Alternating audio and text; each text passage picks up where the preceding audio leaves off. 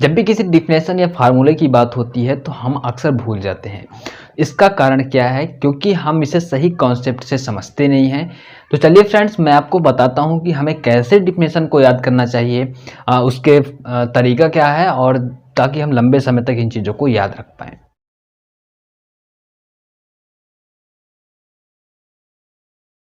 इसका प्रतिपादन जो है 1785 में एक फ्रांसीसी वैज्ञानिक ये थे, चार्ल्स ऑगस्टिन कूलॉम थे। ठीक है, 1785 में फ्रांसीसी भौतिक शास्त्री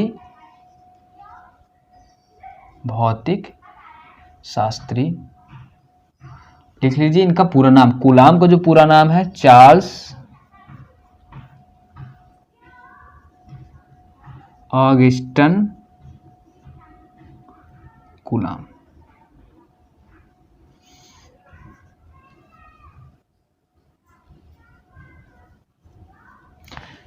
इन्होंने एक नियम दिया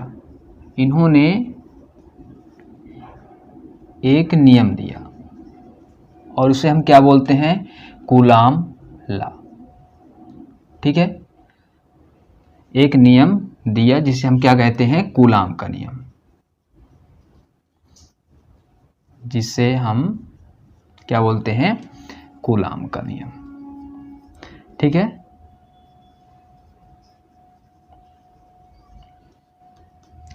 अभी कूलॉम का नियम जो दिया है, तो क्या नियम दिया है यहाँ पास हम समझते हैं। मैं पूरे नियम को यहाँ पास लिखता हूँ और फिर समझते हैं कि इन्होंने इस नियम के अंदर ऐसी क्या बात कही जिसे हम बहुत रटते हैं, बहुत याद करते हैं, लेकिन अंततः हमारे साथ क्या परेशानी आती है कि हम भूल जाते हैं।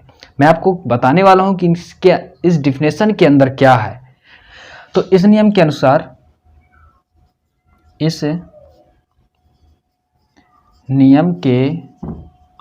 ठीक है, मैं कुछ अपने से नहीं लिख रहा हूं, जो कुछ इन्होंने दिया बस उसी चीज को मैं लिख रहा हूं। इस नियम के अनुसार किन्हीं दो बिंदु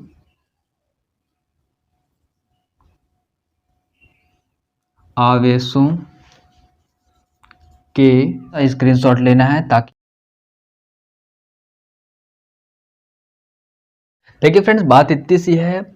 कूलॉम का नियम 1785 में फ्रांसीसी जो भौतिक शास्त्री चार्ल्स ऑगस्टिन कूलॉम ने दिया।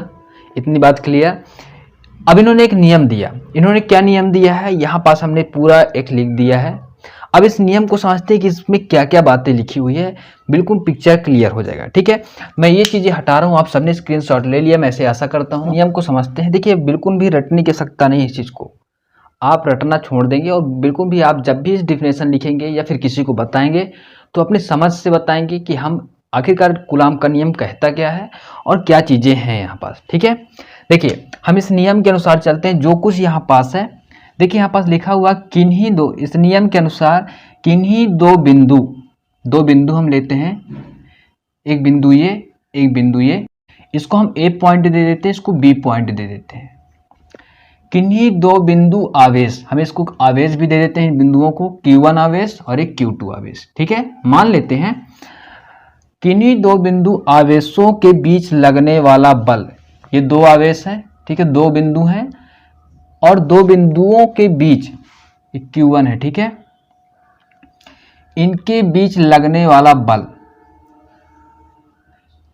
इनके बीच एक बल लगता है। ठीक है, दो बिंदुओं के अर्थों के बीच लगने वाला बल।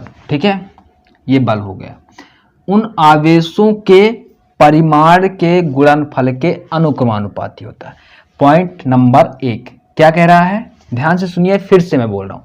किन्हीं दो बिंदु आवेशों के बीच लगने वाला बल, दो बिंदु हैं, इनके आवेशों के बीच लगने वाला बल। ठीक है, ये बल हो गया। इसको हम F से प्रेजेंट कर देते हैं। ये हो गया बल। उन आवेशों के परिमाण के गुणनफल, उन आवेशों के परिमाण, ये आवेश हैं और इनके परिमाण के गुणनफल, मतलब क्या बोलता है कि जो बल है वो अनुक्रमानुपाती, ये है ना, गुणनफल के अनुक्रमानुपाती, किसके? आवेश के। ठीक है, होता है। फिर इसके बाद बोला है कि अनुक्रमानुपाती होता है। फिर दूसरा बोला है कि उनके बीच की दूरी, इनके बीच की दूरी हम r मान लेते हैं, स्मॉल r। इनके बीच की दूरी के वर्ग के, सॉरी यहाँ पास होगा दूरी के वर्ग के व्युत्क्रमानुपाती होता है।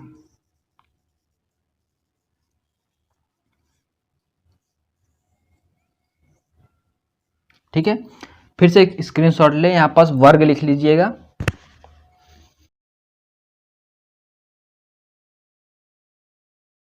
दूसरा पॉइंट क्या बोला इसने, दूसरा पॉइंट इन्होंने क्या कहा कि इनके बीच की दूरी, इनके बीच की दूरी r है, दूरी के वर्ग कर देते हैं और ये क्या होता है, बल के व्युत्क्रमानुपाती होता है। ठीक है, फिर से समझ लीजिए, बहुत ही आसान है।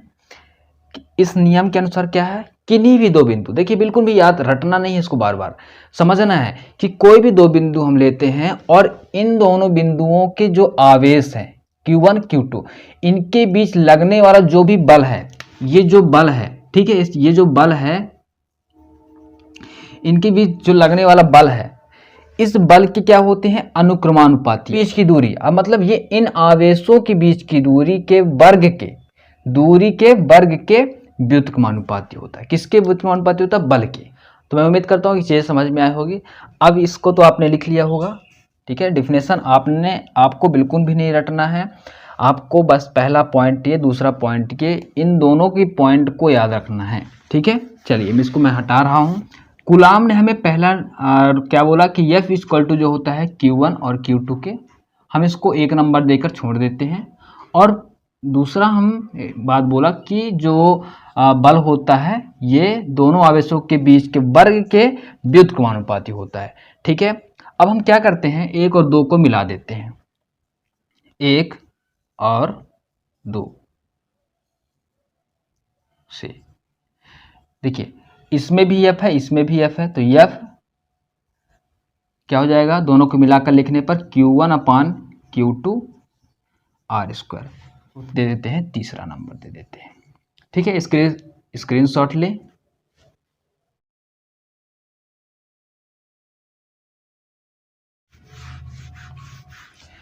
अब हम इस चिन्ह को हटाएंगे, अनुक्रमानुपाती F इक्वल आ जाएगा, एक स्थिरांक K आ जाता है और Q1 इंटू Q2 अपान r² होता है।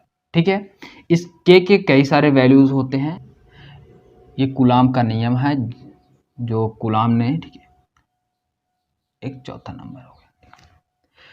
अब देखिए यहाँ पर जो K के वैल्यू होते हैं ये अलग अलग माध्यम में, जैसे अलग अलग पद्धति में SI पद्धति होता है, CGS पद्धति, इन अलग अलग पद्धति में F की जो वैल्यू होते हैं अलग अलग है। K मतलब समझ लेते हैं, K जो अनुपाती स्थिरांक होता है,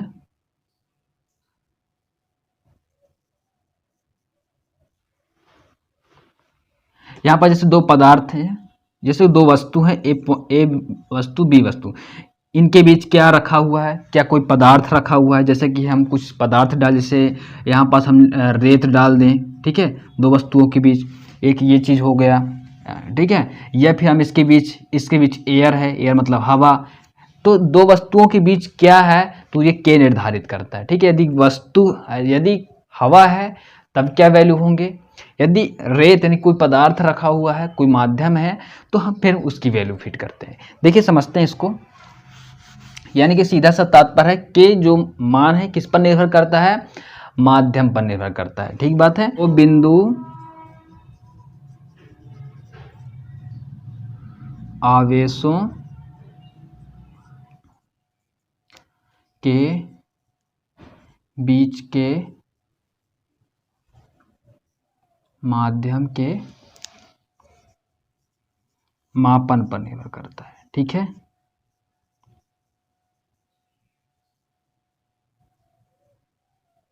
ये K का मान है, यानी पूछा जाए, ठीक है, तो K का मतलब आप लोगों ने बहुत अच्छे तरीके से समझा कि दो बिंदु हैं, इनके आवेशों के बीच की दूरी के वर्ग के व्युत्क्रमानुपाती, और दो बिंदुओं के बीच के गुणनफल, आवेशों के गुणनफल के अनुक्रमानुपाती जो होते हैं वो क्या होता है, कूलाम का नियम कहलाता है। ठीक है, F equal to Q1 Q2 और F अनुक्रमानुपाती Q1 Q2 या फिर व्युत्क्रमानुपाती 1/r² लिखा, दोनों को हमने इक्वल किया, दोनों को मिलाकर लिखा Q1/Q2 = r², फिर F = हमें मिलता है K मिलता है Q1 और Q2/r²। हमने इतना अभी तक पढ़ा।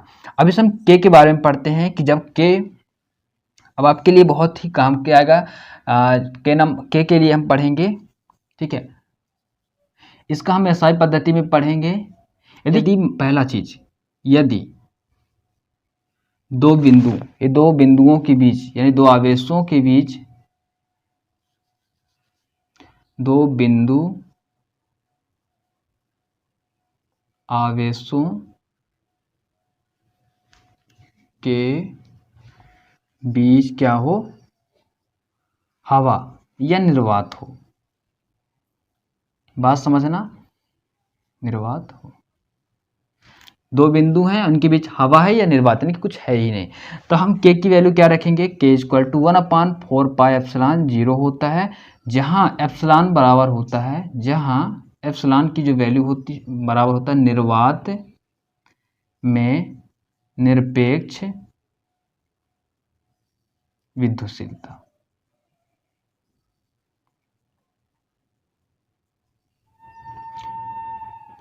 ठीक है, अब हम इस K की वैल्यू को हम इसमें फिट करते हैं तो F = क्या हो जाएगा, देखिए इसमें हम फिट करेंगे तो F = क्या हो जाएगा, 1/4πε0 × Q1/Q2 और हो जाएगा r², ठीक है, न्यूटन में हो जाएगा। ये कब की बात होती है, जब ज़्यादातर इस फार्मूले का उपयोग करते हैं, तो प्लीज़ नोट डाउन। ये कब होता है, ये पहला है कि जब दो बिंदु आवेशों के बीच क्या हो, हवा हो या निर्वात हो, तो इसको लिख लीजिए।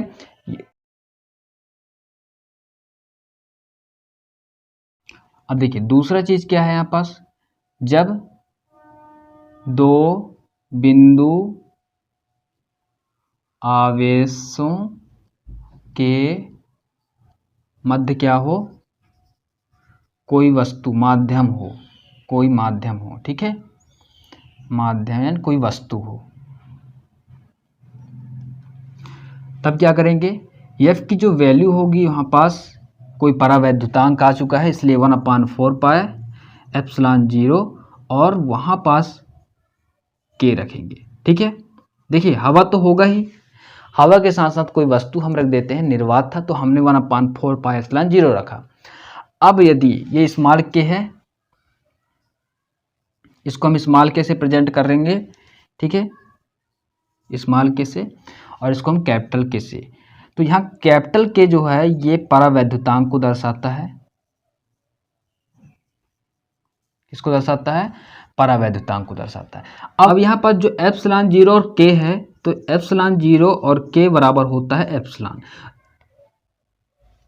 यहाँ पर इस K की वैल्यू को हम कहाँ पुट करेंगे, 4th नंबर पर, F = जो स्मॉल K × Q1 Q2/r² है, इस पर हम फिट करते हैं, स्मॉल K के जगह में लिखेंगे, F = जो हो जाएगा 1/4πε0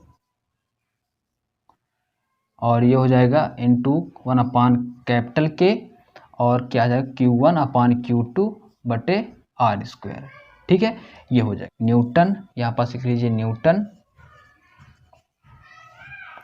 ठीक है। अब यदि इसको हम एक कर दें, चूंकि हम यहाँ पास पढ़े हैं, चूंकि ε0 K = एप्सिलॉन होता है, इसलिए, और या फिर हम इसको इस प्रकार से भी लिख सकते हैं। देखिए इसको लिखने के दो तरीके हैं, एक तो हमको पता है कि 1/4πε0 की जो वैल्यू होती है 9 × 10⁻, ठीक है, तो हम इसको दो प्रकार से लिख सकते हैं कि F = 9 × 10⁻⁰ 1/K और Q1/Q2/r² लिख सकते हैं, ठीक है, या फिर हम इसको इस प्रकार से लिख सकते हैं कि ε0 K है और इसके इक्वल एप्सिलॉन है, तो 1/4π और एप्सिलॉन। अब देखिए इन दोनों की वैल्यू की जगह में हमने क्या पुट कर दिया, ये पुट कर दिया, तो यहाँ पास एप्सिलॉन बस होगा × Q1/Q2/r², ठीक है, न्यूटन।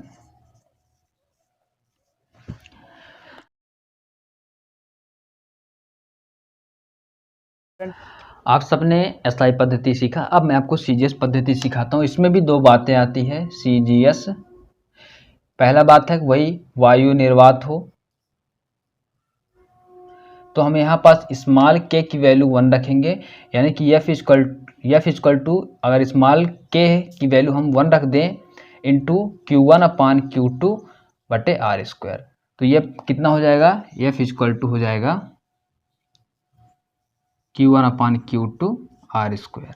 ठीक है, और इसको हम डाइन में लिखेंगे, डाइन। ठीक है, ये पहला चीज हो गया वायु और निर्वात के लिए। स्क्रीनशॉट लें इसका।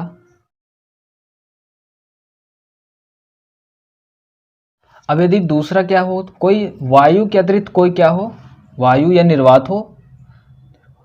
अब यदि यहाँ पास कोई माध्यम हो, ठीक है, दो वस्तुओं के बीच कोई माध्यम है, तो यहाँ पास हम लिखेंगे 1/कैपिटल के, स्मॉल के है, तो फिर यहाँ पास जो हो जाएगा 1/कैपिटल के हो जाएगा। क्या हो जाएगा, इसके डाइन हो जाएगा। आई बात समझ में। यह कब की बात है, जब कोई माध्यम हो और आपको सीजीएस पद्धति में लिखा हो कि इसकी सीजीएस पद्धति में इसका मान बताइए। जब वायु निर्वात में हो तो पहले वाला, और जब कोई माध्यम रख के पूछे तो ये वाला आपको के की मान तो वही होगा, परावैद्युतांक इसको बोलते हैं।